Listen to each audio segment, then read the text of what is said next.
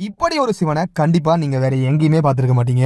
அரபிக்கடல் ஓரத்துல கையில சூலாயுதத்தோடையும் கழுத்துல மண்டையோட்டு மாலையோடையும் 58 அடி உயரத்துல ஆக்ரோஷமா இருக்காரு இந்த சிவபெருமான். பார்க்கும் போதே நம்மள மிரள வைக்கிற இந்த ஆக்ரோஷமான சிவன் எங்க இருக்காரு அப்படின்னா, கேரள மாநிலம் திருவனந்தபுரம் பக்கத்துல கோவளம் கடற்கரையை ஒட்டி தான் இந்த பிரம்மாண்டமான சிவன் சிலை உருவாக்கப்பட்டிருக்கு.